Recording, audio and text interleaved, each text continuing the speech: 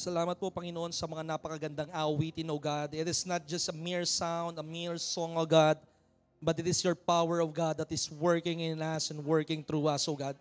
Salamat sa dakilang katapatan mo, salamat sa pag-ibig mo, Panginoon, na aming nararanasan, Panginoon. Salamat sa kapahingahan, Panginoon, na iyong binibigay sa bawat isa.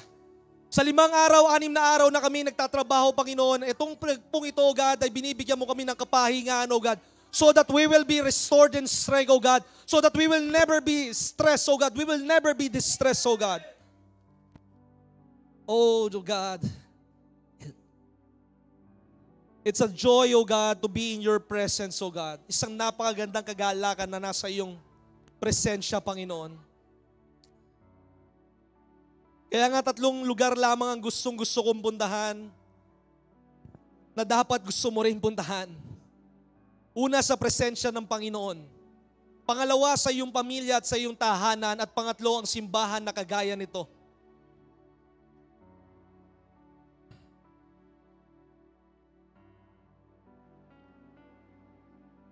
Ang pagmamahal, hindi February 14 lamang.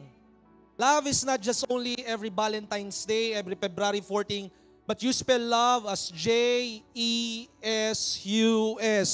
Ang pagmamahal ay ang ating Panginoon at ang kanyang pagmamahal, hindi mo lang ito basta pakikiramdaman, kundi ito iyong paniniwalaan. Huwag mong pakiramdaman na mahal ka ng Panginoon. Kasi yung pakiramdam mo mapadlin lang. Ang laging sasabihin mo, makasalanan ako, hindi ako maalab sa Panginoon, tandaan mo, ikaw ay inibig ng ating Panginoon habang ikaw ay mangmang. Inibig ka ng Panginoon habang ikaw ay makasalanan. Inibig ka ng Panginoon habang ikaw ay malamig pa sa Kanya, sapagkat ang tunay na pag-ibig, ito'y nagpapatuloy. Pag ang pag-ibig mo sa asawa mo, sa anak mo ay hindi nagpapatuloy, hindi tunay na pag-ibig yan. Ang tunay na pag-ibig, habang sila'y nagkakasala, habang sila'y nalalaglag, sila'y iyong minamahal dahil ang pag-ibig ay isang pag-asa na merong pagbabago at kaya silang baguhin ng ating Panginoon. At isang araw makikita mo na kasama mo na sila sa gawain ng ating Panginoon.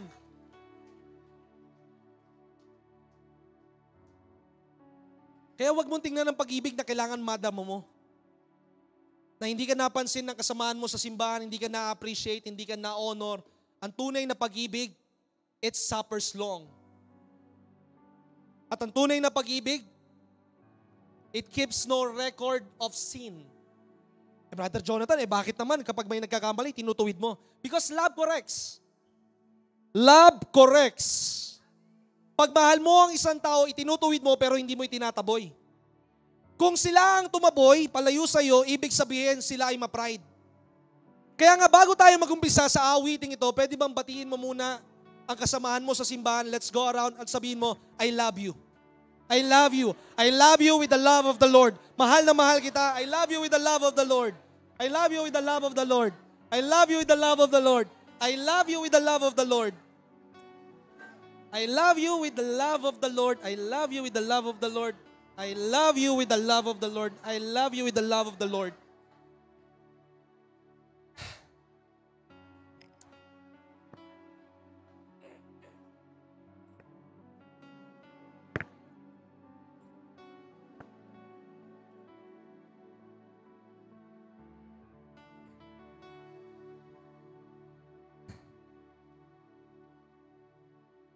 Hindi mo man sa ngayon maramdaman ang pagmamahal sa tahanan mo, naway madama mo ito sa pamamagitan ng mga kapatiran mo sa simbahan. Maaari kayo man ay nagsisigawan sa tahanan, pero wag sa simbahan. Ang isigaw natin sa simbahan ay ang pagtataas ng presensya ng ating Panginoon. At makikita mo isang araw sa iyong tahanan nag-uumapaw na ang pagmamahal. Faith is not faith and hope is not hope kapag ito'y nakikita mo na. Kundi ang pananalig at pag-asa, it is best applied when you do not feel it, when you do not see it, but you believe. Anong pakiramdam mo nung may nagbati sa'yo ng I love you? Sabi nga nila sa Espanyol, te amo. Ano ba sa Bisaya ang mahal kita?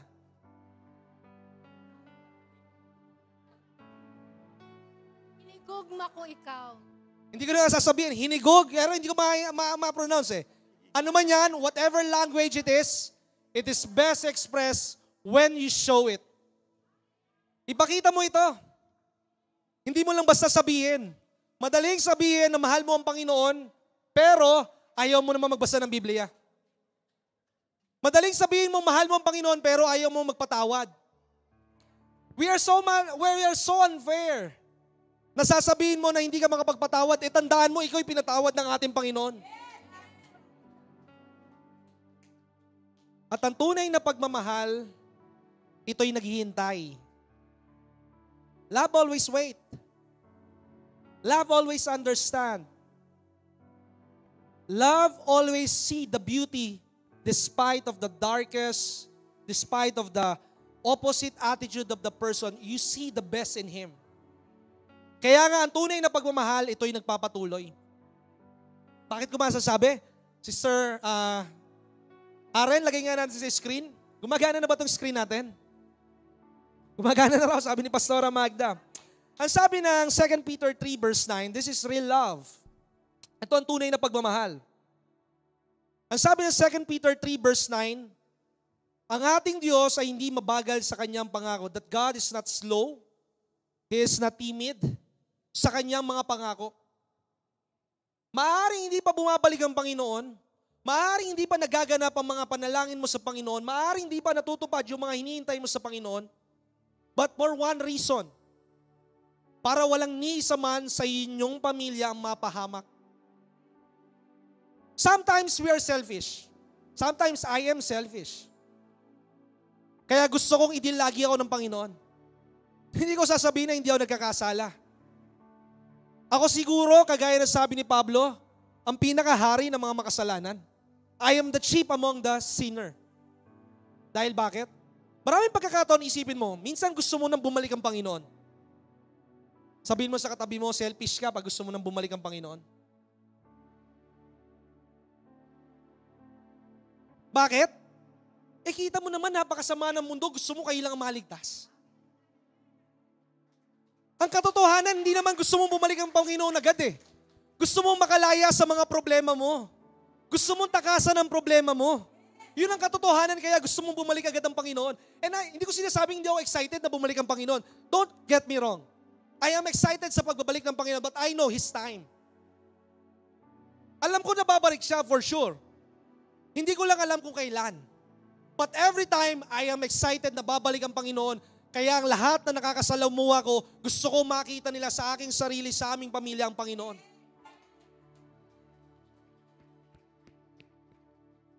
And the only time that you can see God, i-unload mo yung mga galit mo sa puso mo. Isarado mo na ang nakaraan. The past, the enemy will always accuse you. Aakusahan ka. Alam mo, minsan yung nag-aakusa sa isipan mo, kagaya na nasa isipan ko, marami kang maling nagawa sa nakaraan. Hindi ka karapat-dapat dahil yung pamilya mo, pamilya ng magnanakaw, pamilya ng durugista. Hindi ka na ngayon nasa lahi ng pamilya mo. Sa oras na tinanggap mo ang ating Panginoon bilang Diyos sa tagapagligtas ng iyong buhay. Because your lineage, your generation is now connected with our Lord Jesus Christ. Hindi ka na yung dating nangungutang. Ikaw na ang magpapautang. Ikaw na yung sa pamilya mo na babasag ng tinatawag na nakasanayan na ikaw ay nangungupahan. Hindi ka na mangungupahan. Ikaw na magmamayari ng mga paupahan. Because God changed the time and the season. Binabago ng Panginoon. Huwag mo sabihin na ikaw ay matanda na. Ang pagpapala ng Diyos walang pinipiling edad. Ang pag-ibig ng Diyos ay walang itinatangis o walang pinipili. Ang pag-ibig ng Diyos ay para sa lahat. Kaya nga kailangan mong gawin, magkaroon ka ng isang pusong dalisay. Alam mo yung pusong dalisay? Na isa sa hinahangaan ko sa mga tao na may pusong dalisay, kapag sila ay nagkasala o nagkamali, nandun agad ang paglapit nila sa Panginoon. Hindi sa dahil na sila ay makasalanan, kundi nandun ang pag-ibig niya sa Panginoon. Ikaw bilang isang mag-asawa, kahit sabihin mo na mali ang asawa mo at ayaw humingi ng patawad sa iyo, ikaw na ang umabot ng kanyang kamay. Dahil yung pag-ibig, yun ang babago. Sabi nga sa kantang Makamundo, what the world needs now is love. Pero sometimes sa mundo, kaya nga sabi nila, they will distort the truth. Wawasakin nila at babaguhin nilang katotohanan. Love, ang sabi ng Biblia, love doesn't delight in the wickedness of the evil. Hindi porket pagmamahal, ito-tolerate mo yung kamalian nila. Ibig sabihin ng pagmamahal, tinatayuan mo ang katotohanan na ang Diyos lamang ang daan sa pinagpalang buhay, ang Diyos lamang ang daan sa iyong kaligtasan, ang Diyos lamang ang daan sa iyong tinatawag na katagumpayan sa iyong buhay. It's not your job, it's not your work, it's not your business, it's God. Maaaring isipin mo, alam niyo mas mayaman kayo kaysa sa akin Alam niyo bakit? Unang-una, for some of you na active pa sa trabaho, you are receiving a salary. Sabihin natin, 15,000, 20,000, 30,000, 40,000, 300,000. Ang isang pastor, walang allowance ang isang pastor halos. But the pastor enjoys his life because God gave him the strength, because the Lord is the joy, the strength of his life. Kung makikita nyo lamang, huwag nyo kayong kitan si pastor. Si pastor ang unlad, kinukuha niya yata ang tithes and offering ng simbahan. I don't care about it. God knows the reality. The people behind the scene knows the reality. Huwag mo i-entertain yung mga sinasabi ng tao. Tandaan mo, it's only between you and God. Blessed are those who are persecuted for righteousness' sake, for theirs is the kingdom of God. Pag meron kang malinis sa puso, matutulog ka ng mahaba at payapa. One thing that is creeping in the society right now, stress. I've been with a lot of people for the last 2 weeks and recently kagabi, after sa dedication, nandiyan nakikita ko sila, Brother Roslan sila Sister Abby. After nun, tumakbo kami ni Sister Karen sa Makati, somewhere in Magallanes, Makati. At ang sabi nung isa, okay lang naman Okay siya sa pagbebenta ng sales ng mga condominium. Pero sabi niya, alam niya, Brother Jong, nai-stress ako Nai-stress ka, may trabaho ka, may kita ka, nai-stress ka, ang dami mo kinaka-stress. Alam mo bakit ang tao nai-stress? Sa kabila ng maraming pera? Kulang sila ng Panginoon. Pag may Panginoon ka sa buhay, ang sabi ng Biblia, peace I give unto you. When you have Jesus, you have peace. And when you have peace, you will be released from the bondage of burden. Kapag meron kang kapayapaan, tandaan mo, ang Kristiyano, hindi ibig sabihin walang problema. Kaya nga napakasaya maging Kristiyano. Dahil sa kaharap ninyo, hindi nakikita na kailangan kong buhatin ang 800,000 hanggang 1,000,000 kada buwan. Walang allowance ba doon ng pastor? But I am enjoying my life. Because every problem, it is an opportunity for me and for God na makipagtrabaho sa isa't isa. We are not working for God. You are not working for God. Hindi ka nagtatrabaho para sa Panginoon. Nagtatrabaho ka kasama mo ang Panginoon. Malaking bagay, work for and work with. Hindi ka alipin. Ikaw ay anak ng Diyos. At dahil ikaw ay anak ng Diyos, ikaw ay tagapagmana ng ating Panginoon. At dahil anak ka ng Diyos, meron kang karunungan kagaya ng ating Panginoon. His wisdom is your wisdom. His strength is your strength. But you need to believe it. You need to walk on it. You need to apply it into your life. Hindi basta darating ang pagpapala. Tumayo ka, lakaran mo at kunin mo. Mamaya sa mensahe, simple lang na mensahe. Ayun yung prayer ko kila Atalia at kila Addison Program yourself to be victorious in life. Iprograma mo ang sarili mo. Naging matagumpay sa buhay. Hindi ko kailan matagumpay ka na. Habang may utang ka pa, habang ikaw ay makasalanan, habang ikaw ay masakit, tingnan mo ang iyong sarili na ikaw ay matagumpay at magtatagumpay sa buhay. Huwag mong tingnan.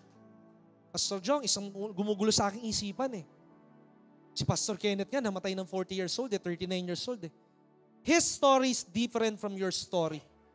Ang sabi ng salita ng Diyos in Psalms 139 verse 16, ang sabi ng salita ng Diyos in Job chapter 14 verse 5, alam na ng Diyos, hindi pa manililikha si Pastor Ken ang kanyang storya ng buhay. Ang sabi ng 14 verse 5, bago ka pa man likhain ng Panginoon, nilagay na niya ang tanda sa iyong buhay.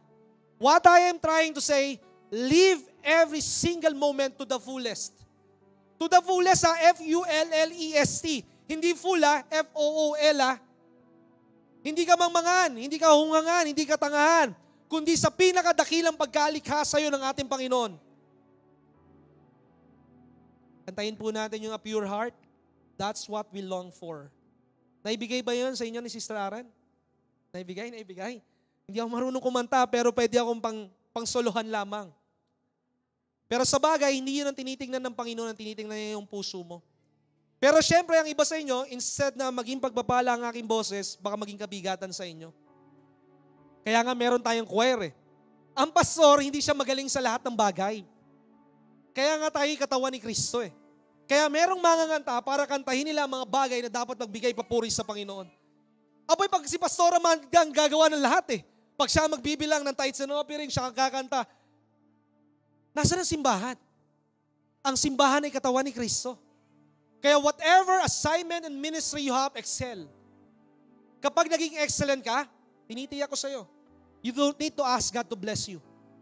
Ang reward ng Panginoon ay magbubumirang sa iyong buhay. Kaya nga isa lang sasabihin ko sa'yo, ang sabi ng isang proverb quotation, hindi mula sa book of Proverbs When you gossip on someone, it will boomerang unto you. Kapag pinag-uusapan mo isang tao, sinisiraan mo isang tao, babalik yun sa'yo. Especially if that chismis or if that word doesn't belong to him or to her. Ang babalik doon sa taong sinisiraan mo, promotion, pagpapala, and doors of opportunity and doors of blessing will open up in their life. Nagulat nga ako nung a month ago, sa Diyos ang pinakamataas na papurit parangal. Nandyan si Brother Alan kahit hindi ko nakikita sa salamin, tsaka si Sister Aaron. Si Brother Alan, iba yung sigla Parang alam mo yon, yung kalakasan parang kagaya ng isang bata. Iba yung ngiti ngayon kaysa yung 1 month na parang hinihingal Parang bigat na bigat When God met you, mawawala ang kabigatan mo at mapapalitan ng kagalakan, mapapalitan ng magandang pangitain. Pag wala kang pangitain, sabihin mo sa katabi mo, pag wala kang pangitain, pangit ka. A vision, mamaya yan ang pag-uusapan natin. How important is vision in your life? Sa kumpanya nga, meron vision Pero kapag yung vision mo, hindi mo pinapangalagaan, hindi mo pinapanghawakan, hindi mo isinasabuhay, vision lang yon. Dahil kapag ikaw ay binigyan ng Panginoon ng vision, you need an action. You need an action plan. How you will arrive on the vision. Because vision will give you direction. But in order for you to arrive at your destiny, you need to walk, you need to run, you need to move. Remember this, kahit mabagal ka, makakarating ka rin. Pero kapag ikaw ay hindi gumagalaw, hindi ka makakarating. Slow doesn't mean that you are slow. But slow is better than stagnant. Diba? Kaya huwag mong tingnan na matanda ka na. I remember in one part of Genesis, I love reading the Word of God. I love reading different books. Gusto mo mawala yung Alzheimer? Gusto mo mawala yung pagiging makakalimutin mo? Magbasa ka ng libro. Alam nyo ba? Tama ba, Doc Jonah? Nakita ko si Doc Jonah Si Doc Jonah. Parang nandiyan si Doc Jonah. Nandiyan, tumayo agad si Doc Jonah. Ang sabi nga nung isang doktor, one way na para maging active ang isipan mo, kasi kada taon pala may namamatay ng mga neurons ba tawag nyo, o sensory neurons sa isipan natin kapag hindi ito nag-exercise. One way na para hindi mamatay yung bawat neurons ninyo, magbasa kayo. Because it keeps it activated. Di ba sa tunay na buhay, ang isang bisikleta, pag hindi mo ginagamit, kinakalawang, at hindi mo na maibalik yon. Pero kapag ikaw ay nagbabasa ng mga libro, lalong-lalo na ang salita ng Diyos, ikaw ay babata. Huwag mong sasabihin sa akin na nagbabasa ka ng salita ng Diyos pero hindi ito nakikita sa iyong buhay. Just remember this water. Kapag sinasabi mong puno ka ng salita ng Diyos, pero hindi ito nag-uumapaw, hindi ibig sabihin puno ka. Ang kailangan mag-umapaw sa buhay mo ang salita ng Diyos. Dahil pag nag-uumapaw sa buhay mo, maapektuhan ang asawa mo, maapektuhan ang anak mo, maapektuhan ng opisina mo, maapektuhan ng mga tao sa paligid mo. Dahil sila'y napapagpala, nahahamon sa inyong buhay. Sabi nga ng isang kausap ko, alam nyo, Brother Jong, kasi hindi siya Christian. Alam niyo, Brother Jong, tuwing pinapanood ko ang mga pinapalabas ninyo sa Facebook, yung takot ko napapalitan ng katapangan. At last week, ang sabi ni Brother Alan, last month, sorry, Brother Alan excited eh. Pag nagchat-chat to, paggabi, tsaka pa madaling araw eh. Sabi niya, Pastor Jong, nakita niyo na yung pinost natin na 2 minutes? Ano yun? Viral po yung video ninyo. It's not about me. It's about the message of the cross. Sabi niya, 11,000 na po, 14,000 na po, 17,000 na po. And it is history. When this is the time of God in your life, kahit isang salita mo lamang, it will go viral because God is with you. It's not about your age. It's not about your strength. Mahina akong tao. Hindi ko sasabihin na magaling ako. Bakit? Hindi ako galing sa theological school. Nagtapos ako bilang isang business management student. I know how to systematize business, pero iba ang business ng Panginoon. Dahil sa simbahan, hindi ka nagbebenta ng produkto. Hindi ka nagbebenta ng insurance.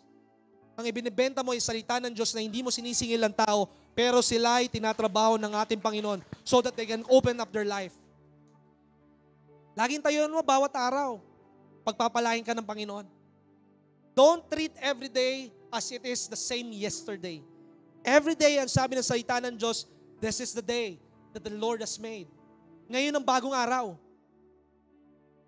Kung ang ini-expect ni Doktora John na 2 lamang ang kailangan ko sa bawat clinic, but God is able to do exceedingly. God will give you 20. That is my plan and God's plan. You know obedience? Alam mo ba ang pagsunod? Maraming tao ayaw sumunod. Bakit? Dahil magaling sila. Because they are full of pride.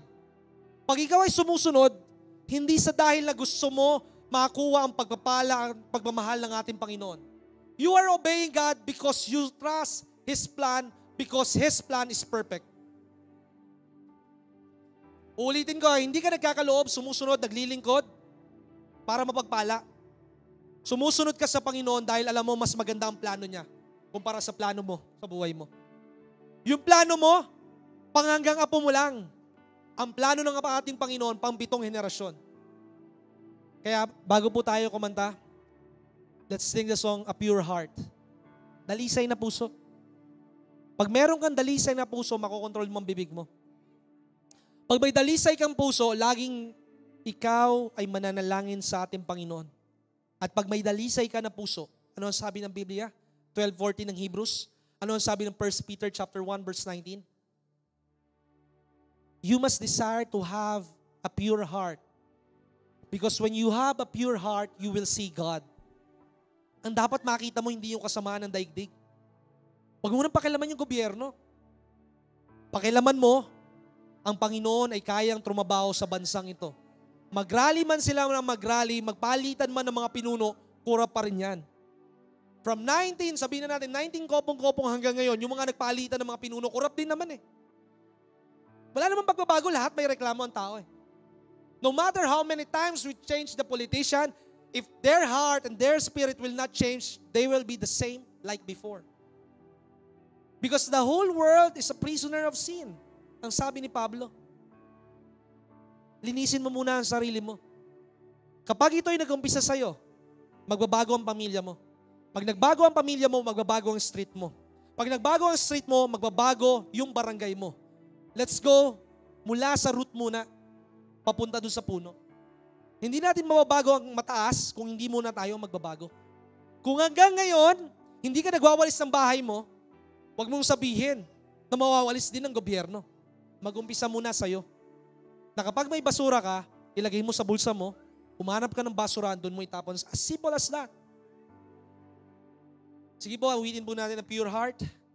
That's what I long for.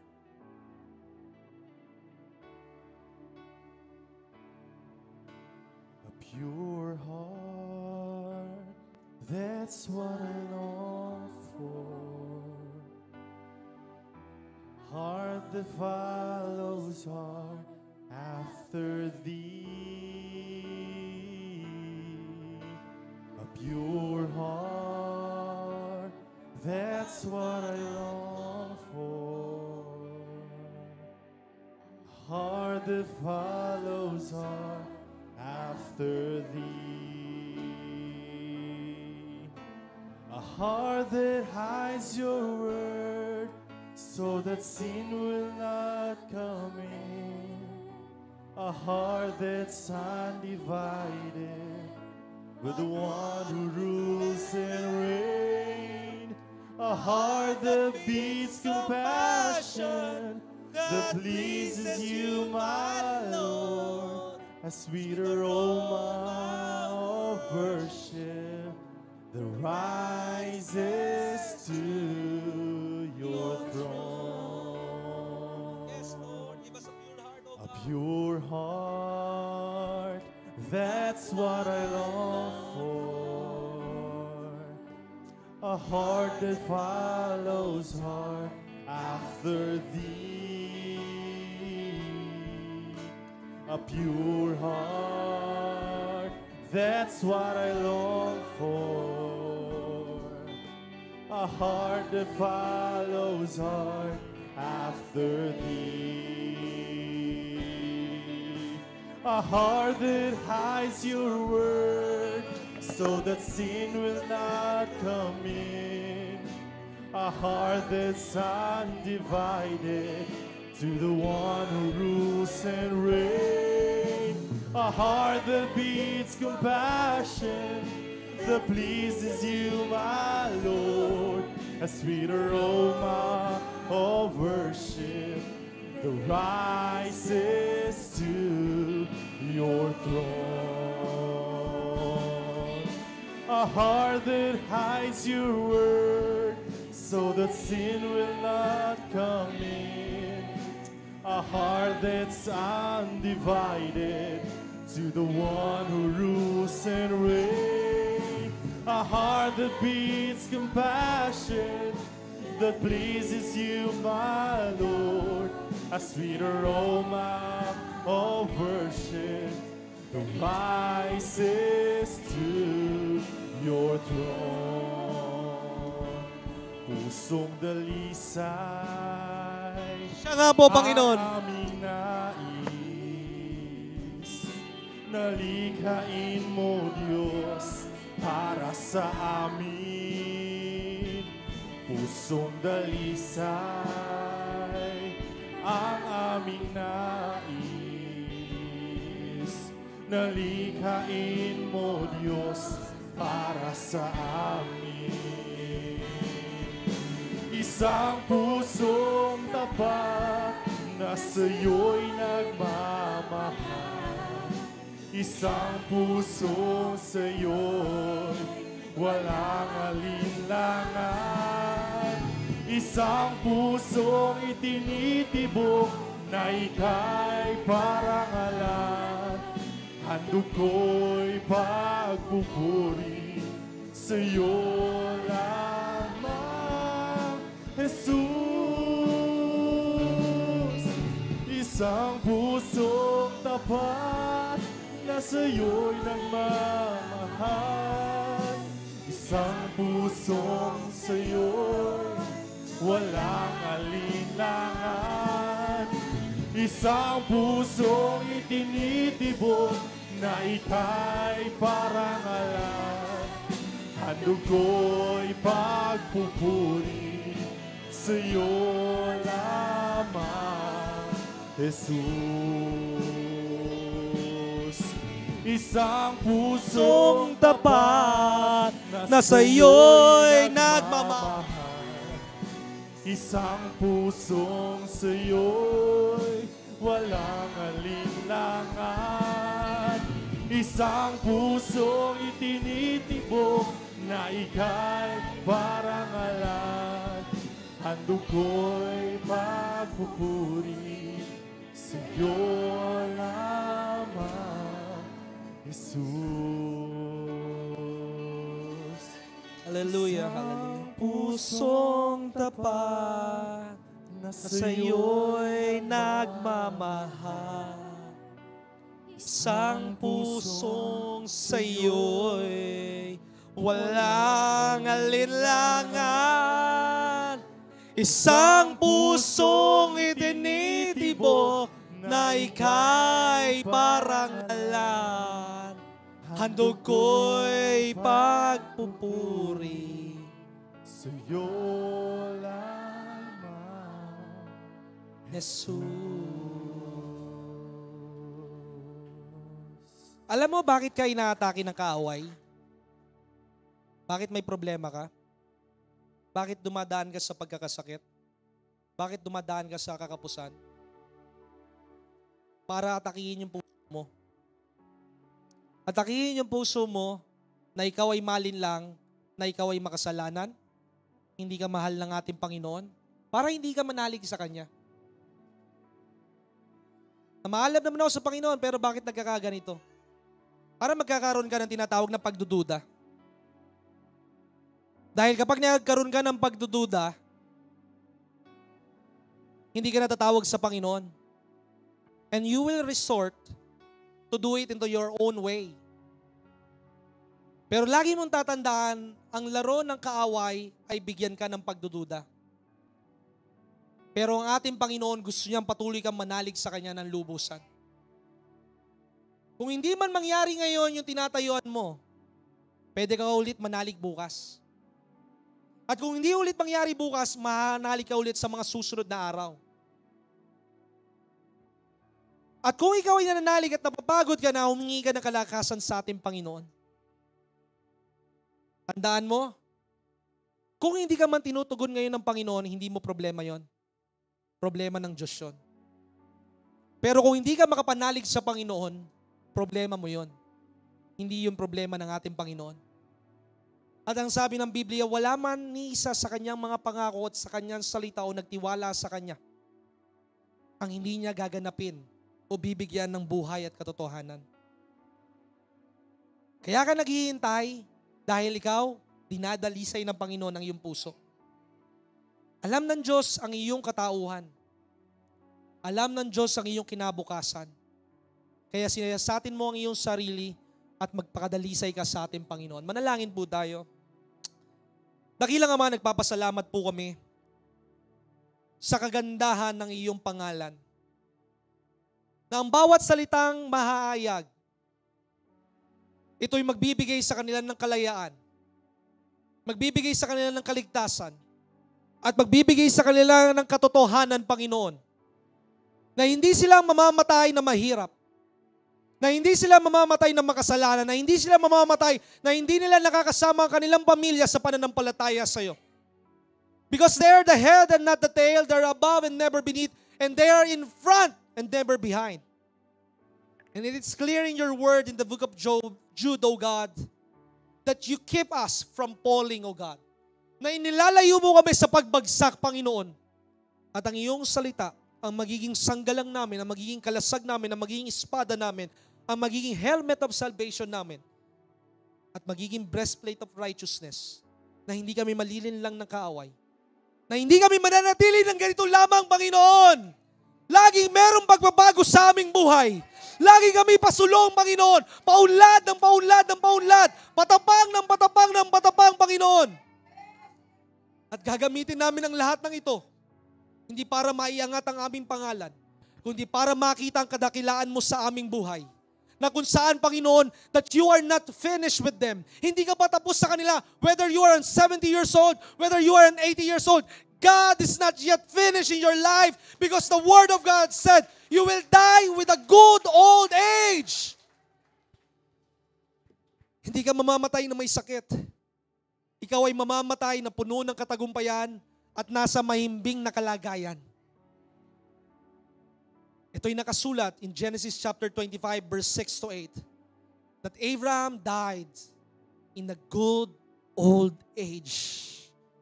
Hindi siya namatay dahil siya'y na-stroke, na heart attack because of the problem, but he died because that is the set time of his life. Huwag mo sayangin ang iyong oras. Ibuhos mo at gugulin mo ang oras mo sa pakikipagniig sa Panginoon. At sa bawat gagawin mo sa buhay, it will never be a mist. Hindi ito magiging tinatawag na palyado, but you will always hit the bullseye. Salamat po aming Ama as they receive the message of God. As they receive your message, O God, let there be an incubation sa kanilang buhay. Alagaan nila ito, pagbulayan nila ito, at sa pagbubulay nila, Panginoon, ang kanilang buhay ay magiging iba. Sapagkat ang kanilang buhay na sa oras at sandaling ito, it's not their former life. It is you that is living in each and every one. In Jesus' mighty name, amen and amen. Maraming salamat po sa music team.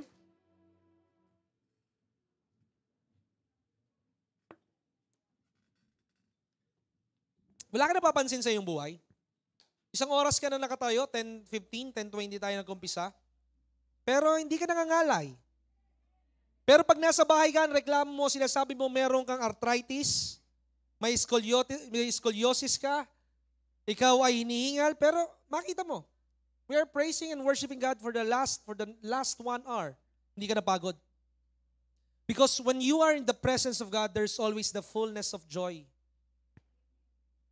Kaya, if you will be preoccupied with God, kapag puno ka ng kapuspusan ng Panginoon, ng salita ng Diyos, hindi ka mapapagod. Alam mo bakit ka natatakot? Kasi kinukulang ka ng salita ng Diyos. Dahil ang salita ng Diyos ay buhay. Salita ng Diyos ay aktibo. Salita ng Diyos ay makapangyarihan. Kaya kailangan ng sarili mo, punuin mo ng salita ng Diyos. Huwag mong punuin ng problema. Marami nang ang problema sa paligid, pupunuin mo pa ng problema. Problema sa opisina na kailangan i-meet mo ang deadline. Problema sa iyong pamilya dahil magtatapos ng eskwelahan ngayon, kailangan mo mabayaran ng matrikula para makapag-examination siya o makagraduate siya. Pero sa iyong buhay, huwag mong buhatin ng problema. Problems are not meant for you to carry. Ang problema hindi didisenyo ng ating Panginoon na iyong buhatin. Ang problema ay dinisenyo ng ating Panginoon para gawin mong tungtungan. At magiging tuntungan mo ito kung ikaw ay bababad sa presensya ng ating Panginoon.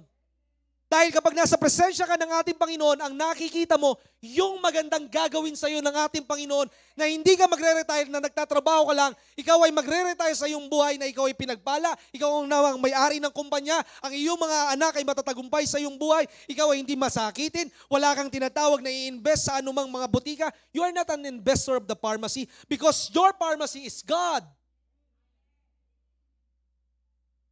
I remember 3 months ago, standing in your front, I barely see you. Hindi ko kayo nakikita, especially with my left eye, I do not see you. But I know my God. I know my God that when I feel something bad, I do not entertain it. Because I kneel down and I pray unto God because He is the creator of my life and He is the length of my life. Ang sabi ng isang kaibigan naming doktora na bata-bata sa amin, sabi niya, Pastor Jong, ayan daw ay tinatawag na mild stroke kasi nawala ng partially ang iyong panangian dahil maaaring ikaw ay pagod, ikaw ay stress, ikaw ay kulang sa tulog. Thank you very much for your concern. That is, in reality, totoo. But I am not living in reality. I am living in the hands of God. That when you pray, hindi naman kadalasan kakatagpuin ka ng ating Panginoon. Bakit ako gaganahan sa aking buhay? Masisira ang siyensya sa aking buhay sapagkat ang sabi ng siyensya, kailangan mo kumain sa isang araw para ikaw ay mabuhay. Kundi magkakaroon ka ng tinatawag na acidity, acid reflux. Dahil walang tutunawin ng iyong tiyan. But my God, for the first 3 years of my life as a baby, I did not eat a single food. And that is a miracle of God. Isibiruin mo, isa kang sanggol, between 6 months to 2 or 3 years old, hindi ka kumakain. At nung natuto kang kumain, ang kakainin mo lamang ay spaghetti at oatmeal for the next 15 years of your life. But that's proof ng ating buhay ay hindi nabubuhay lamang sa tinapay. Hindi ko sinasabi, kayahin ninyo ako. Kasi unang-una magkakaiba ang ating katawan. Magkakaiba ang ating pananalig. Pero ang masasabi ko, iisa lang ang Diyos na ating pinaglilingkuran. That same God na bumuhay sa akin, ang siyang Diyos din na magbibigay ng probisyon sa iyong buhay. That same God na nagbibigay ng tustos sa aming buhay, ang siya din magbibigay ng tustos na solusyon sa iyong problema. He is the same yesterday, today, and forever. Siya ang Panginoon noon, ngayon at magpakailanman. Hindi siya nagbabago. Pero ang problema, ang ating pananalig ay nagbabago because we are affected with the people, with the disturbance sa ating buhay. One of our enemies is not Satan. Alam mo kung ano ang kalaban natin? Si Satanas hindi mo kalaban. Dapat ilugar mo si Satanas na talunan na sa iyong buhay. Ang unang kalaban mo sa iyong buhay ay kaabalahan. Si Satanas tinalo na ng ating Panginoon several thousand years ago eh. At dahil sa kaabalahan mo, tandaan mo, work, ministry, and devotion. Bakit nakasama yung ministry and devotion, Brother Jonathan? Work. Sabi ko nga sa isang kapatid, bakit ganon? Sa mundo, you can work 18 hours, 20 hours. Just to feed your family, just to meet the expenses. Pero pag dating sa ministeryo, gusto nyo laging umuwi. Nakakala mo, magugutom ang pamilya mo, pero ikaw, nagtatrabaho ka sa mundo para kumita so that you will have a salary. So that you will have, kung ikaw ay nagnenegosyo, so that you will have a net profit. Sa mundo, nagtatrabaho ka ng 12 hours, 16 hours, pero pagdating sa debosyon mo sa Panginoon, wala kang oras. Tapos magdedemand ka sa Panginoon, Lord, I want it now. Pero ikaw, pag tinawag ka ng ating Panginoon, hindi muna, Panginoon. Nag-aaral pa ang aking anak. Hindi muna, Panginoon. May babayaran akong utility bills. Hindi muna, Panginoon. Pero kapag ikaw ay nanalangin sa Panginoon, gusto mo, Panginoon, I want it now. Because if it is not now, lilipat muna ako ng simbahan. Pag hindi mo ako kinatagpo ngayon, gagawa ako ng sarili kong kaparaanan. Can't you wait for a little while? Ang tao kasi hinulma ng mundong ito that you can get everything. Ang sabi nga ng isang palabas na pinapanood ng aking anak, you can be anything. Kilala niyo kung sino yon? Hindi ka pwedeng maging anything. Bakit? Sabi nga nila sa Amerika, paano kapag nakapasa yung ganitong tinatawag na batas? Pagka pakiramdam ko, kahit ako'y mataba, ako'y payat, sinabi mo ako'y mataba, ikaw'y madidemanda. You cannot be anything. But you can be what God wants you to be. Hindi mo kailangan magpatsamba-tsamba. Hindi ka sumusuntok lamang sa hangin, ang sabi ni Pablo. Kaya nga makikita natin, work. One of our enemies, work. And work is a gift of God. Ang trabaho ay regalo ng ating Panginoon. When the company, when you ask for work, pag tinanggap mo yung trabaho, what's next? Naalala ko tuloy, laging sinasabi ni Pastor Ken kay Brother Harney, meron kang tinatawag dito na, ano nga ba yan, Brother Harney? Yung flow? Yung chart flow? Ano nga ba yan? Yung ginagawa nyo? Ano yan? Organizational chart o yung tinatawag na yes or no or ganyan. Pag nagkatrabaho ka ngayon, anong ginagawa mo sa trabaho? Nagiging complacent. Na binigyan ka ng Panginoon ng trabaho pero ayaw mo naman job-jobin. Na gusto mo laging nalilate ka, ayaw mo makapag-produce na tinatawag na output. Remember, in the work, meron silang measurement. It's what you call ergonomics. Ergonomics is time versus your production. Dati pinapanalangin mo yung trabaho, nung binigyan ka ng Diyos ng trabaho, ayaw mo naman trabahuin. At maraming pagkakataon, tinatrabaho mo nga. Pero pagdating naman sa Panginoon, nawawalan siya ng oras sa iyong buhay. Huwag mong hayaan na i-set aside ang Panginoon na nagbigay sa iyo ng trabaho. Kaya maraming tao, sabihin na natin, magaling magtrabaho. I cannot challenge that. Magaling magnegosyo. Pero have you considered this? Bakit parang ang lungkot ng iyong buhay? They are the CEO of the company. They are earning 500, 1 million pesos per month. But I said to myself, eto mga nakakasalamuha ko, lalaki ng mga kita. Pero bakit stress na stress sila sa buhay? Lagi mong tatandaan, hindi binigay ng Panginoon ang pagpapala, ang kayamanan ng katagumpayan to satisfy you. Because not every creation of God, hindi lahat ng nilikha ng Panginoon makapag-satisfy sa iyo. Every created of God, it cannot be beneficial unto you. Ang sabi ng Biblia, lahat ng nilikha ng Panginoon ay mabuti. Pero hindi lahat ng nilikha ng Panginoon ay makakabuti sa iyo.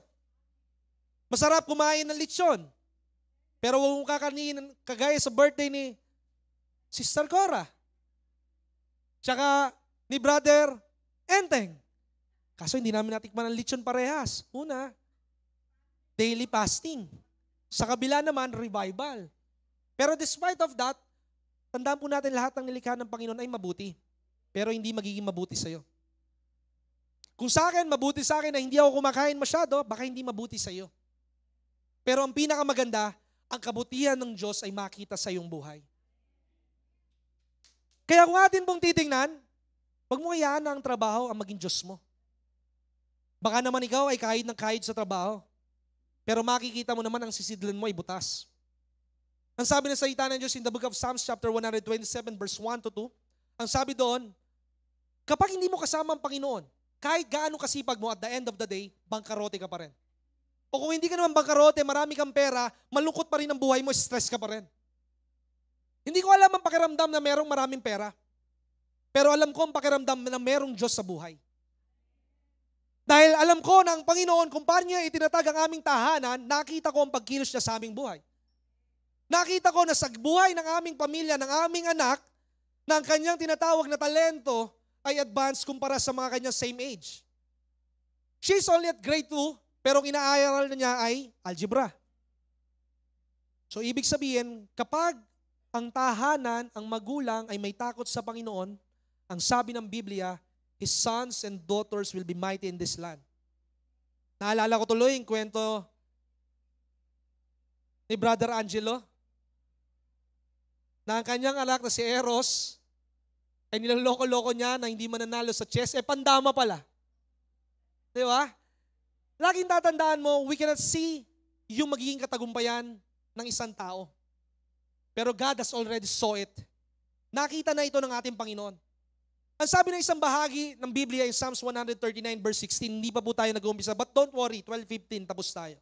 Ang sabi ng Psalms 139 verse 16, without your form, hindi pa man nagkakakilala si Pastora Magda at kanyang asawa. Alam na ng Diyos na magiging matagumpay na architect ang kanyang anak. Because that is the plan of God. In order for the plan to be fulfilled, you need to pray for it. And you need to study the Word of God because the Word of God is the plan of God for you. Ang salita ng Diyos ay plano ng Panginoon sa iyong buhay. I haven't seen myself na ako'y magiging isang pastor. Alam niyo bakit ko na-scam si Sister Karen? Simple lamang eh. Nung kami nagde-date, ayaw na ayaw niya magpahatid sa bahay. Nung kami nagde-date, ang laging sinasabi ko, I want to be like Warren Buffett or Warren Buffet na lang, depende ko anong pronounce mo. I want to be a philanthropist. I want to help a lot of people. I want to be like this, na ganito. Na gusto ko yumaman ako, hindi para magkaroon ng mga magagandang kagamitan sa katawan. What you are seeing to me right now, it's not the product of money. It's the product of God. Itong mga suot ko, from this jacket hanggang sapatos, lahat yan ay padamit ng iba't ibang tao. Bakit ko hindi pagmamalaki? Bakit ko ikakahiya? Unang-una, hindi ko siya ikakahiya dahil hindi ko naman siya ninakaw. Pangalawa, hindi ko naman siya hiningi sa tao. Pangatlo, ito'y pinagtrabahuan ko dahil sa pananalangin at pangangaral ng Ebanghelyo. So wala akong ikakahiya kagaya ng mga politiko na ninanakaw nila ang pera ng taong bayan. Kaya nga sabi ko sa kanya, I want to be like a Warren Buffett. Ganito, gusto ko makapagpaaral ng mga bata, gusto ko makapagpakain. Sa ngayon, hindi ako nakakapagpaaral ng mga bata, pero nakakapagpakain ako. Hindi ko kailangan i-post lahat sa Facebook because the God who sees you in secret will reward you openly.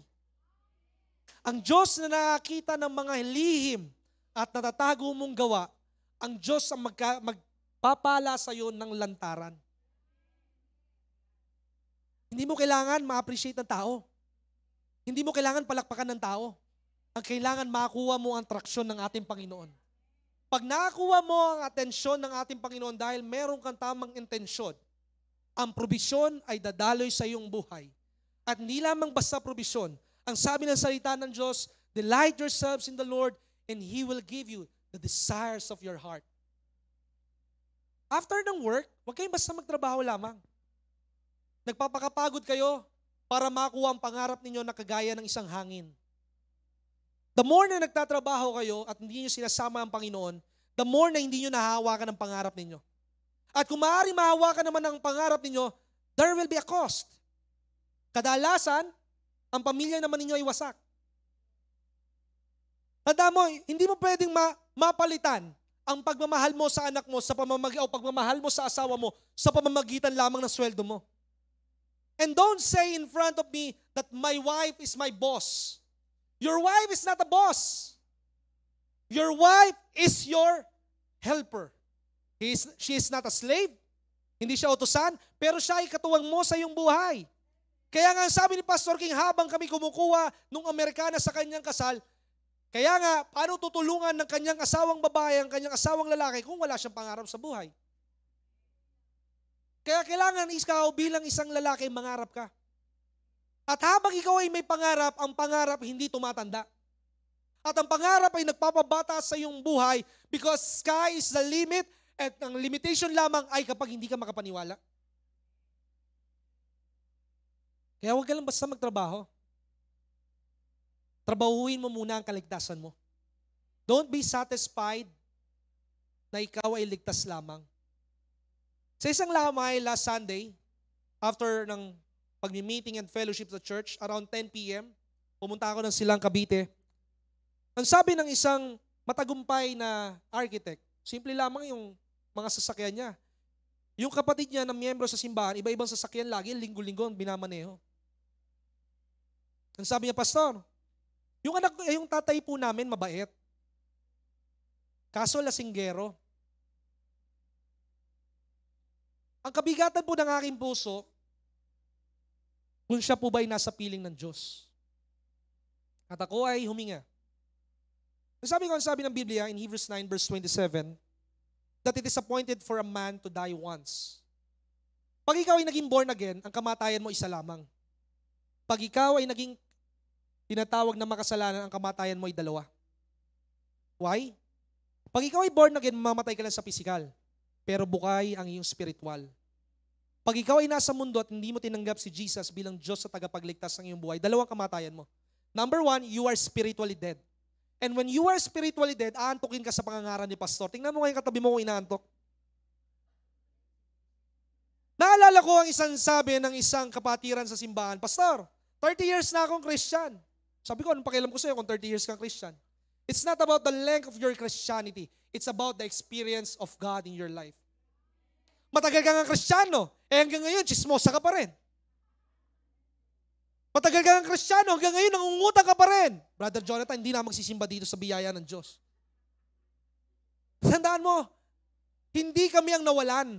Ikaw ang nawalan. Ang katotohanan ay makakasakit sa iyo, but always truth will preserve you.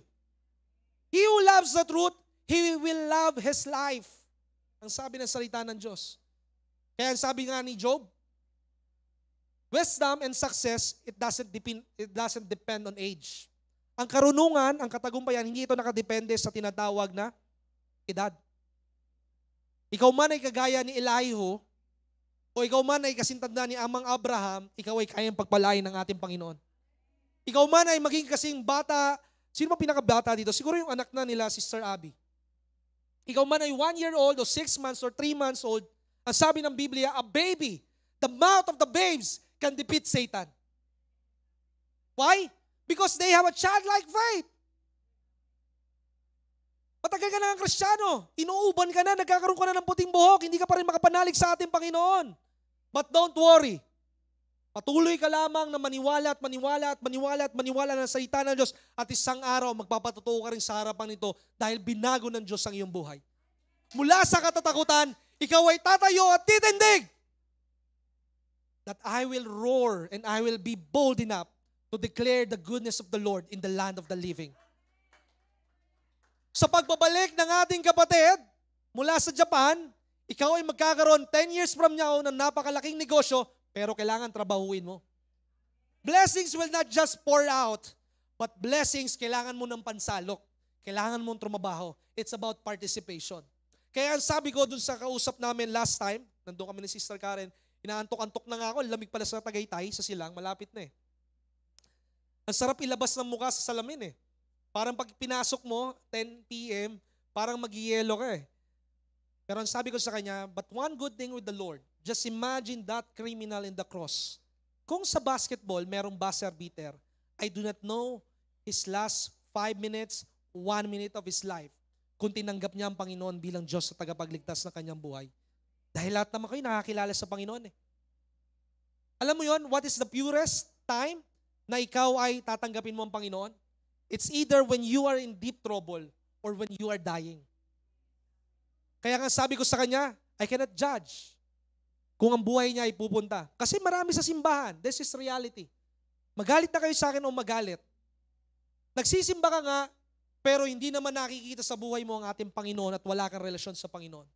Ang sabi ng Biblia, baka ikaw ay magulat. Salamat sa Diyos, yung katabi mo, makakasama mo sa langit. Hindi ko pwedeng sabihin hindi mo makakasama sa langit because I will be judgmental. Because there's only one judge. Ang sabi niya, magugulat kayo na yung akala mo nasa langit, wala pala sa langit. At yung akala mo nasa impyerno, yun pala yung nasa langit.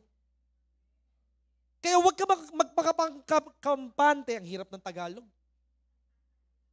Don't be comfortable. Di ba ang ikli? Don't be comfortable na ikaw ay Kristiyano lamang.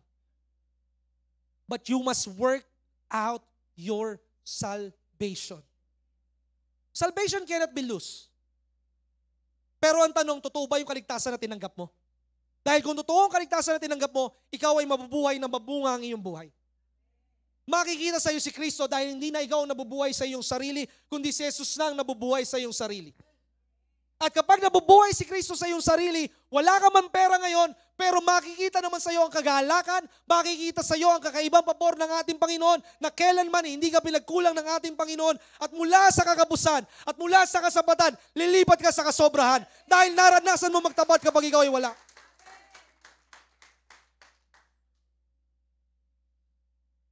Kaya nga dito po tayo mag-uumpisa. Uumpisa pa lang. Last 15 minutes na lang. And our title for today, Program Yourself to be Victorious. Iprograma mo ang sarili mo na ikaw ay matagumpay. Dahil kapag pinograma mo ang sarili mo na ikaw ay talunan, anuman ang plano mo sa iyong buhay, magiging kang talunan. Pag pinograma mo ang sarili mo, magiging empleyado ka lang, magiging empleyado ka lang. As he thinketh in his mind or in his heart, so is he. Alam nyo, laging pinoprograma ko sa sarili ko na magtuturo ako sa mga inuman, na magtuturo ako sa mga sugalan at sa mga nakalipas na mga araw, doon nga ako dinadala ng Panginoon upang sila'y maligtas.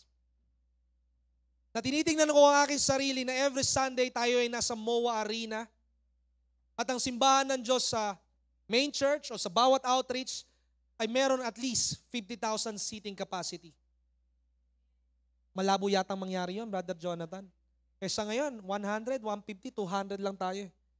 It's not about how you start, but how God will make it into completion.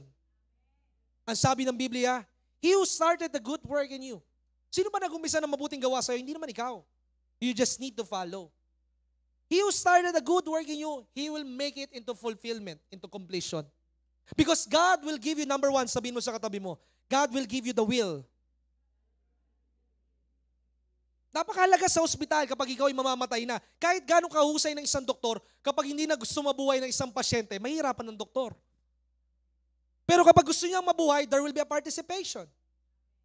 Because when God has given you the will, you will have the ability to go and to stand and to fight for your life.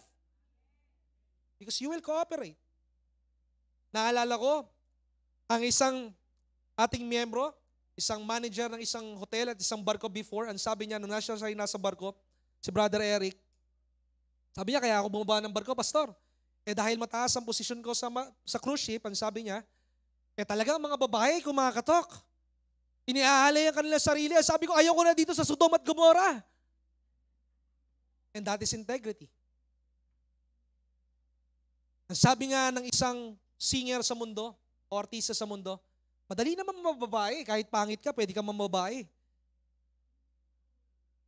Pero ang pinakakarangal-rangal, sa kabila ng iyong kagwapuhan o pagkalalaki, you know how to resist. Because the moment you bite in, you fall in the trap of the enemy, you become devalued. A good name is better than riches. Sabi ko nga sa mga kapatiran, you're free na ako'y husgahan. Am I immoral? Am I a greedy person? Am I a rebellious person? Wala kayong masasabi. Why? Because I am not living my life. I am living because of Jesus Christ. Kaya nga sabi niya, may nahihilong pasahero sa barko. At binigyan ng gamot. Alam niyo naman kung anong gamot na ibibigay. Kung ano man yung tinatawag na scientific name. Alam niyo yung binigay niya doon sa nahihilo? Placebo. At yung uminom, gumaling.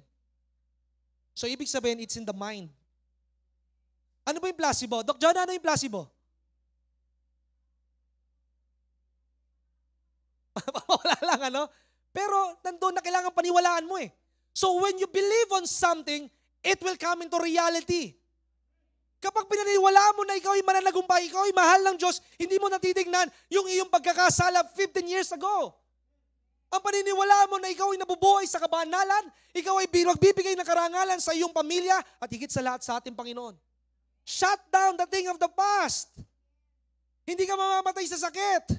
Huwag mo sabihin dahil namatay ang kamag-anak mo sa sakit, dahil ikaw ay may history ng diabetes, you will have a history of diabetes. That is just a history, and I have a new story in my life because Jesus is living in me.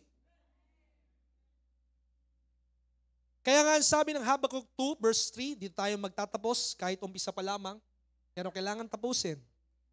Ang sabi ng Habakkuk 2 verse 3, for the vision is yet for the appointed time. It hurries toward the goal of fulfillment. It will not fail.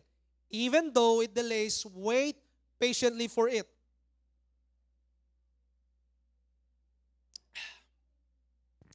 Because it will certainly come and it will not delay. Ministry. Balik tayo sa ministry. Nasabi ko kanina, maraming tao ay pagod na sa trabaho. Dahil maganda naman ang intensyon ninyo eh. Para mabuhay ang pamilya ninyo, magkaroon ng magandang kinabukasan ng anak ninyo. It's good. Pero minsan, nasa ministry tayo. Na tayo nagsiserve kay Lord, nag-a-share, nagbibilang ng pera, nagtuturo sa children's ministry. Pero it should not be a substitute for your devotion with the Lord. Hindi ikaw basta kumakanta lang, hindi basta ako yung nagtuturo lamang, at nakakapag-present sa'yo ng magandang tingin ninyo na pananalita. Everything of this, it is just a pure talent. But what we should desire is for the anointing of God. Because the anointing will set you apart. And the anointing will be felt by the people. Because they will see the pureness in you. The intention in you. Dahil kapag nasa iyo yung tinatawag na anointing ng Panginoon, kagigiliwan ka ng maraming tao. Mula sa pinakamatanda, nung isang araw, naglilinis ako ng sasakyan ni Bishop, yung matanda sa aming kanto na anak ng dating mayor daw somewhere in Visayas, sabi niya, iyo, alam kong pastor ka. Sabi ko, bakit niyo po nalaman? Kasi yung tatay mo, pastor eh. O, diba? Baka pwedeng ikaw ay makakwentuhan kasi depressed ako sa buhay. Wala akong mapagkwentuhan. Busy ang aking mga anak. Sige, sabi ko po, okay lang po ba na pawis ako? Magkwento lang po kayo. Makikinig po ako. E di natapos ko na yung paglilinis. Sabi niya, salamat sa Diyos na merong kagaya mo nakikinig at nagbibigay ng kagalakan sa akin. Remember that you are an answered prayer to other people. Hindi ka pa man nagsasalita, nakikinig ka pa lamang, pagpapala ka na sa maraming tao. Lagi ko nga sinasabi sa inyo, pag kami kumakain, kahit sa restaurant, pagtapak namin walang tao. Paglabas namin o habang kami kumakain, napakahaba ng pila. Because when you have God in your life, it will attract the blessing. Iniisip mo lamang ay dalawa. Pero ang gusto pala sa iyo ng Panginoon, 200. Sabi ko nga sa broadcast ko last Friday, this coming March, Pastora Magda, magtuturo tayo sa radyo ha. Kinontak na ba kayo ni MJ? This coming March. Sabi ko nga last Friday, alam niyo yun, salamat sa Diyos na buhay siya sa buhay ko at salamat sa Diyos na nakikita siya sa buhay ng aking asawa. May binili kaming dog food para sa aso. Maliit lang yung worth 150 pesos tsaka dog bone na nasa 100 pesos. May konting maliliit, mga 4 items. Nasa isang grocery kami sa Marin South. Nung pipila na ako, pang 31 ako sa pila. Sabi ko, pag pinila ko to, mathematics will do, sa 1 minute o 2 minutes, 1 oras ito. Siyempre, kahit 1 minute na lang, kalahating oras.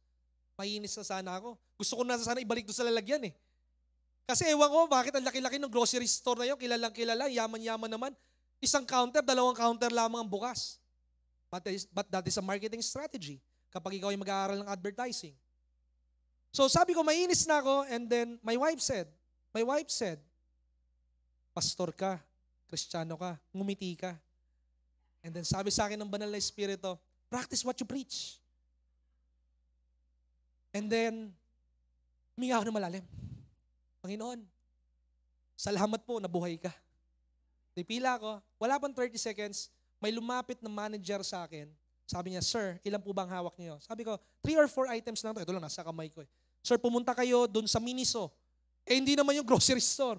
Doon po kayo pumila, dahil 4 lang ang item nyo. Pumila ako dun. Truly enough. Yung 5 minutong hinintay ko na dapat hihintayin ko ng 60 minutes, inabot lang ako ng 8 minutes to be on all total. Tandaan mo, huwag kang mabubugnot sa buhay. Sinusubukan lang ng Panginoon yung attitude mo. Pag naghihintay ka, ngumiti ka. Kasi kapag nakasimangot ka, walang mangyayari sa iyong buhay, kailangan mo pa magpa-botox. Pero kapag ikaw ay masaya, tumawa ka. Kapag ikaw ay masaya, makikita mo yung mga tao sa paligid mo mahaawa. Mas madaling makahawa ang pagkatakot kesa sa kagalakan, pero piliin mo na magkaroon ka ng kagalakan because the joy of the Lord is your strength.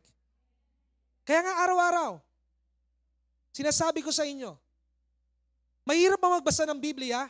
Mas madali pang manood ng Netflix o makipagchismisan o mag-isip ng problema kaysa magbasa ng Biblia. Pero labanan mo yon. Mabigo ka man ngayon, subukan mo ulit bukas. Hanggang sa makikita mo, araw-araw, buhay mo ng ating Panginoon. Pag buhay mo ng ating Panginoon, buhay mo mapupuno ng himala. At kapag buhay mo ay puno ng himala, makikita mo, marami ka nang ipagpapasalamat sa ating Panginoon. Vision. Ang sabi dito tayo magtatapos. Tapos na agad, 12:05 na, 10 minutes na lang. Vision. Ang sabi sa Webster's Dictionary, the word vision means what you see. The mental picture of yourself. Ang tanong ko sa inyo, do you have a goal in your life? Meron ka bang layunin, pangitain, o balak sa iyong buhay? Huwag niyo sasabihin na gusto ko mapagpala, that is a generic. Lahat naman tayo gusto mapagpala eh. Sino ba dito gustong magkaroon ng sumpa? Di lalong wala din. Be specific with your goal. Hindi pwedeng gusto ko maging mapagpala, gusto ko maging mayaman. Hindi lang basta ganun, lahat naman ganun eh. Kahit bata tanungin mo, gusto maraming regalo. Be specific kung anong gusto mo mangyari sa iyong buhay. At kapag meron kang vision, 2 bagay iwan ko sa inyo ngayon. Have a good vision of God in your life. Magkaroon ka ng magandang pangitain ng Diyos sa iyong buhay. The second one, have a good vision of yourself. Have a good vision of God. Na kahit gaanong kalaki ang problema mo, mas malaki ang Diyos kaysa sa problema mo. Kahit gaanong karaming problema mo, ang problema mo ay magtatapos at ang kabutihan ng Diyos ay walang hanggan. Ang sabi ng Biblia, His mercy, His goodness will follow you. Hindi naman sinabi ang problema ang susunod sa iyo habang buhay. Ang sinabi ng salita ng Diyos, yes, there will be a problem. But everything will end. It shall pass away. It shall come to pass. Magtatapos din ang lahat ng problema. At laging tatandaan mo, ang kahabagan ng Diyos, ang kabutihan ng Diyos. Ang lagi ko nga sinasabi sa aking buhay, 84 verse 11 ng Psalms, that no good things, walang mabuting bagay ang mimintis sa aking buhay. No good things will God withhold in my life. Walang mabuting bagay ang ipagkakait ng Panginoon sa aking buhay. Dahil kung ang Ama mo nga sa lupa, maganda ang plano sa iyo, then how much more our Father in heaven? Ayaw niya na makita na ikaw ay nagkakasakit. Ayaw niya makita na ikaw ay nagkakasala. Ang gusto niya makita ka na ikaw ay matagumpay sa buhay. Kaya laging tingnan mo ang Panginoon, marami kasing pagkakataon sa ating buhay, yung ibang mga mangangaral, gusto nila ang Diyos ay mapusok, na ang Diyos ay nagpaparusa. That's the reality. But that is just in part. Yes, we do believe that the God that we serve, He is the God of law and order. Because when there is law, there will be orderliness. Kapag merong batas, merong kaayusan. At kapag merong kaayusan, merong kaunlaran. Kaya magulo ang Pilipinas dahil walang kaayusan. But I do not see that God is just a strict God. But I saw God, that He is a loving God. Ang Diyos ay mapagmahal. Bakit kong masasabi? Habang ako'y makasalanan pa lamang at mahina at walang alab sa Panginoon, inibig na ako ng Panginoon. Ang sabi ng Book of Romans chapter 5, while you are yet sinner, God had already loved you. Hinihintay ka ng ating Panginoon. Minamahal ka ng ating Panginoon. Hanggang yung kabutihan niya, dinadala ka sa katagumpayan. Hindi ka tinawag ng Panginoon to live an immoral life. 1 Thessalonians 4 verse 7. God does not call you to live an immoral life. He called you to live a holy life. And holy life starts when you kneel down unto God. Power and authority. You will have power when you start praying unto God. Saan ba kinatagpuan ng Panginoon o ng banal na Espiritu ang mga disipulo ng Panginoon? When they started to pray and have a daily fellowship with God. Read in the book of Acts chapter 1 verse 8, read in the book of Acts chapter 2. Kaya nga, kailangan alam niyo sa salita ng Diyos. Pag wala kayong salita ng Diyos sa inyong buhay, mangangapa kayo. Just imagine this place, very dark. Ganyan ang buhay ng tao. You will not have a clear vision kung nasa ang katagumpayan mo. Nangangapa ka, tsumachamba ka. Dahil ang salita ng Diyos, ang sabi ng Biblia, Psalms 119, verse 30, ano po ang sabi doon? Sister Aren, Psalms 119, verse 30, that the Word of God is a light that will enlighten your life. Ang salita ng Diyos ay isang liwanag na magbibigay ng ilaw sa iyong buhay. Ang sabi ng isang bahagi ng Biblia, that your word is a light unto my path and a lamp unto my pathways. So kapag wala kang salita ng Diyos, huwag ka lang umasa na naririnig mo sa akin. Tandaan mo kapag puno ka ng salita ng Diyos, you will have a helmet of salvation. Kapag naririnig mo lagi ang salita ng Diyos sa pangangaral ni Pastora, sa pangangaral sa radio, sa pagbabasa ng salita ng Diyos, you are having a communion with God. Sabi ng salita ng Diyos, and faith cometh by hearing and hearing and hearing and hearing the Word of God. Kaya patuloy mo na pinapakinggan dahil ikaw ay matigas ang iyong puso. At kaya nakikinggan mo ito para magkaroon ng pagbabago. Hindi po patalinuan ang pag-aaral ng salita ng Diyos. Ang salita ng Diyos ay isinasabuhay. James 3 verse 13. He that is wise and have understanding of the word, let him show it through his life, done in humility. Hindi ka natuto ng salita ng Diyos para lamang maging matalino, kundi para ipakita sa iyong buhay, pero merong buwelta. Ang sabi ng salita ng Diyos, sa iyong kabutihan, mas lalong magpakumbaba ka. Hindi yung magaling ka nga sa pagsasabuhay, magaling ka nga sa salita ng Diyos, nang huhusga ka naman. Pero inaakay mo sila sa katotohanan. Sa pagtatapos, tapos na agad. Marami pa yung nakasulat. Hindi pa nagalaw yung notes ko. Sa katapusan, most of the Christian doesn't have an authority. But that is the saddest thing. Kadalasan, dapat ang Kristiyano may otoridad, pero usually walang otoridad. Ang sabi sa James chapter 4, verse 6 to 7, and this is where we will end. Ang sarap mangaral ng salita ng Diyos. And I pray, tandaan natin, hindi naman tayo lahat pwedeng magpastor eh. Pero lahat tayo pwedeng magbahagi ng salita ng Diyos. It is your duty to share the Word of God to your family, sa kapitbahay mo, sa katrabaho mo, sa opisina mo, and bring God into your workplace or marketplace. Dahil mahirap ang maging pastor. Hindi lang porket alam mo ang salita ng Diyos, you know the Word of God, you know the verse, you know the chapter, you know the dichotomy, the trichotomy. It doesn't end there. Because the pastor has the biggest liability and judgment. Pero kapag kayo nagbahagi, syempre meron tayong kakulangan. Kaya nga sabi ng salita ng Diyos, submit unto God and you will resist the devil. You cannot resist the devil if you will not submit unto God. Paano mo mapapalayas ang sakit? Paano mo mababago ang kapamilya mo kung ikaw mismo ayaw mo sumunod kay pastora? Because the pastor is the mouthpiece of God. Paano ka magkakaroon ng authority? Yung nanay, tatay mo, ayaw mo sundin. Pinaghuhugas ka sa bahay, pinaglilinis ka ng bahay. Pakiramdam mo, ikaw si Disney princess. We are a servant. And if you want to be the greatest, then serve. If you want to be the first, then be the last. Kung hindi ka makakasunod sa tao, hindi ka lalo makakasunod sa Panginoon. Because the standard of God is much higher compared to the standard of man. At ang sabi ng Biblia, in the book of 1 John chapter 5, why I'm saying these things without any notes? Because it is our life. Daraan ka sa pagsubok. Hindi porket Kristiyano ka, hindi ka daraan sa pagsubok.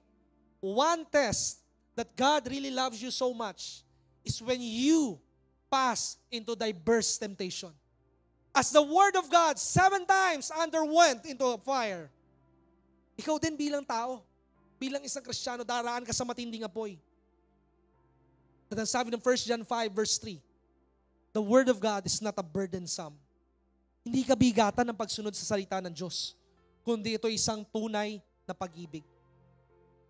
Kung hindi ka makasunod sa ating Panginoon, I can say unto you, you do not really love God. But don't worry, there's still hope. Because you're still alive. Ang sabi ng isang awitin, it's not too late to change direction. Yes, money can give you happiness. Having a good house can give you happiness. But only God can give you an everlasting joy. Masarap sumakay sa magandang sasakyan at huwag mag-commute. Masarap magkaroon ng pera. Pero it will just give you a temporary happiness. But when you have God in your life, sinasabi ko sa iyo, ang sabi ng isang libro, everything will fall at the right place at the right time. Gano'ng katagal ka na naghihintay? Kung ikaw ay naghihintay ng 2 buwan, 3 buwan lamang, masyadong mababa yan. Remember, when you read the whole book of the law, when you read the whole book of the Bible, ang pinakababang paghihintay, at least 15 years. Si Isaac, how many years kanyang hinintay bago siya mag-anak? Genesis 25:21, Genesis 25:26. And Isaac waited for Rebekah to bore a child for 20 years. Si Abraham, ganong katagal ang hinintay? He waited for 25 years until 100. Si Sarah, syempre ganun din, 60 siya 65. So sa madaling salita, sa buhay, kasamang paghihintay. Dahil sa paghihintay, doon lumalabas ang tunay na pag-uugali mo. Ang sabi nga sa akin ng isang usher sa simbahan, Pastor Jong, ang sabi nga ng salita ng Diyos, talagang kamangha-mangha, no? Those who will endure until the end will receive the crown of life. It's not about how you start. It's not how about you continue. It's about how you end the race with victory. Sa marathon, sa mga sumasali ng marathon, hindi mahalaga kung ikaw yung first place. Ang mahalaga nakatapos ka. At marami sa atin bumabandera at sumusuko na dahil hindi nila nakikita ang magandang kinabukasan. But I'm gonna say you right now, kagaya ng isang basketball team, kagaya ng Lakers, yun ang favorite team natin Kalaban sila Brother Harney, Golden State Warriors Masaya na naman si Jermaine dahil nandun si Doncic. Pero kagaya ng isang basketball team, same with the Christian. Kapag mahina ang kalaban, hindi sila ginaganahan. You see the irony of life.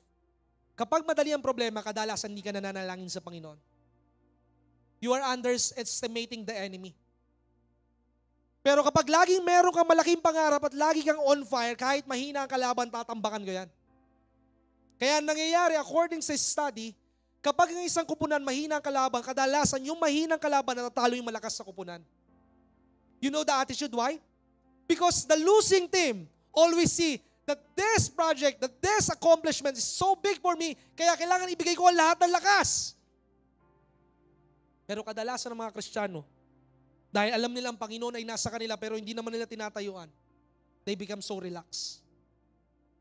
Today, I am encouraging everyone, always wear your suit. Isuot nyo lagi ang baluti ninyo. The helmet of salvation. The breastplate of righteousness. The belt of truth.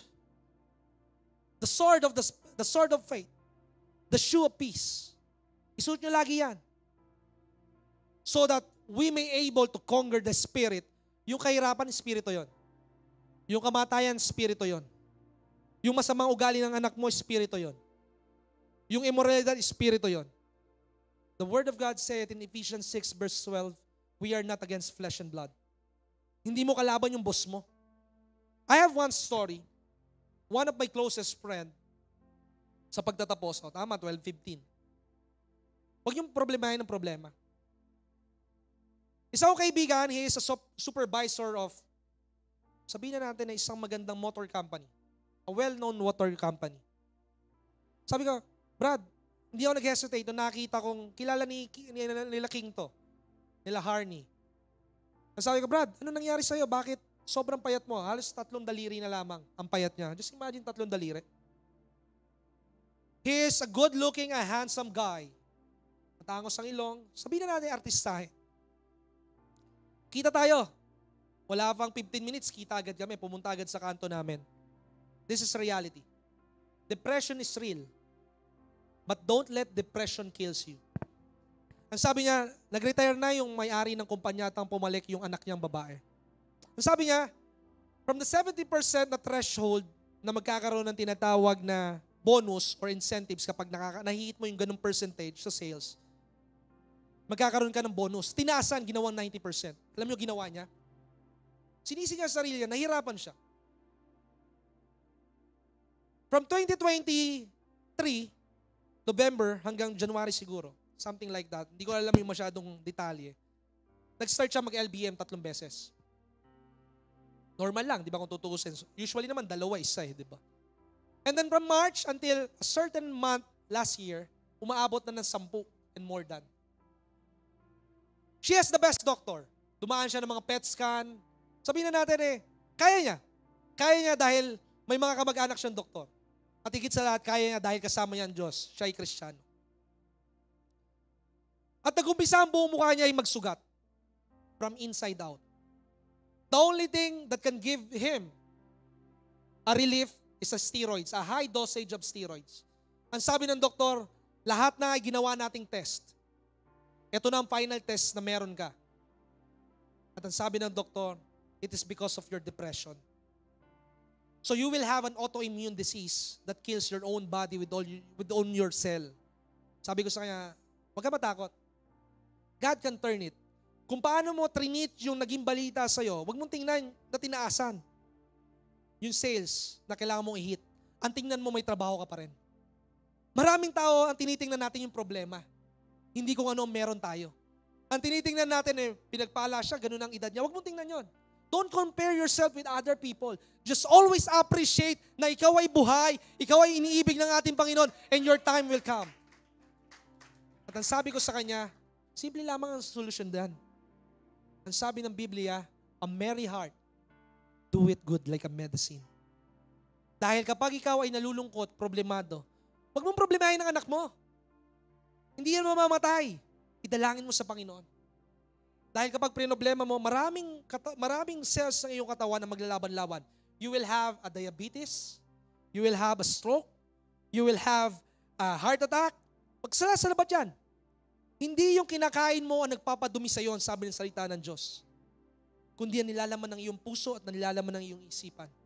Kapag ang nilalaman ng iyong isipan ay problema, katatakutan, takot. Sabi din ng kaibigan ni Sister Karen kahapon, sabi niya, ang buhok niya nakalbo. Ewan ko bakit ang mga tao ngayon na-stress. Ang lagi ko nga sinasabi sa kanila, sige palit tayo, kayo mangaral ng pastor. Wala kayong allowance, tapos may bayarin kayo. Kayo may sweldo. Sigurado ang 15 at katapusan ninyo. Kami sigurado sisingilin kami ni Medicor ng 175,000 monthly, rental pa lang. Kailangan ko harapin ang 800,000. Palit tayo, Sister Nori, kayo sa akin, 800,000. Laban sa 30 or 50,000. What is my secret? The joy of the Lord is my strength. Hindi mo dapat problemahin ang problema mo. Your problem is the defining moment of your life. That it will refine you and teach you that this is the way that you should go. Dakilang Ama, salamat po sa umagang ito. Salamat sa katotohanan na nahayag. That we will never remain the same, O God. That let our faith increase in you, O God. Change us from inside out. Lord, we desire today na ang bawat isang mayroong binubuhat sa kanilang buhay na kabigatan, may they try to learn to lift it unto you, O God. Itaas nila ito sa iyo, Panginoon. At sa pagtataas nila ito sa iyo, Panginoon, ibinabagsak mo ang solusyon sa kanilang buhay, Panginoon. Kaya dalangin po namin, O God, that these people, these brethren, these brothers and sisters in Christ na nasa aking harapan, Panginoon, they will be mighty in the land.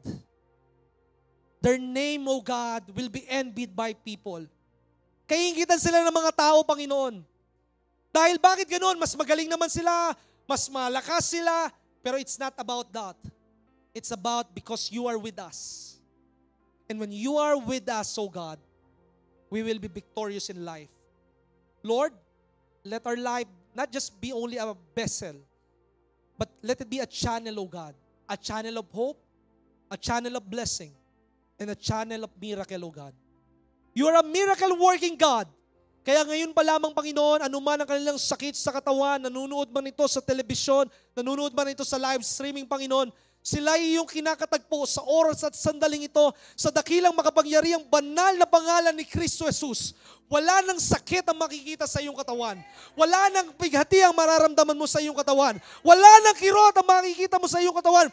Because God is restoring your health right now so that you can stand again, so that you can laugh again, so that you can move again, and you can say that God is the greatest physician of my life.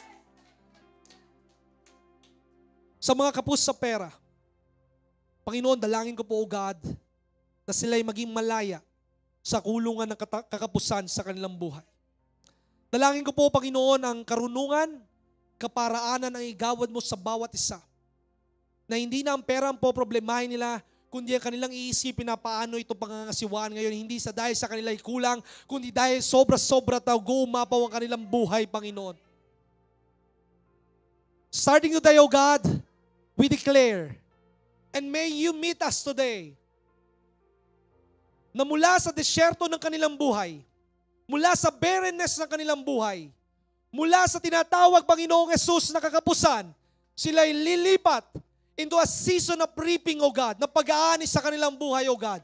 And like what you said in your word, sa lahat ng lugar na aming tinitingnan, ito'y punong-puno ng pagpapala, Panginoon, na kami magta-tithes and offering pa lamang kami nag-aani na, Panginoong Jesus. Ang mga anak nila ay magiging manager, ang mga anak nila ay magiging negosyante, at ang kanilang kaasawa ay tunay nga na kanila ay magiging kaisa.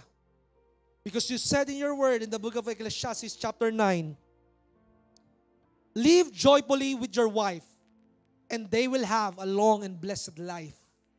Magalak ka sa iyong asawa at magkakaroon ka ng mahaba at pinagpalang buhay, at higit sa lahat, magalak ka sa salita ng Diyos at makikita mo ang walang tapos at kagaya ng sinsil ng ulan ng pagpapala sa iyong buhay sa dakilang pangalan ni Kristo Jesus. Amen and amen. Pagpalain mo ang bawat isa. And one thing that I pray and I desire, that the next Sunday, na kayo'y narito, napakalaking patotoo na dala-dala ninyo. Kasama ninyo ang pamilya ninyo. Kasama ninyo ang mga sakit na pinagaling ng ating Panginoon.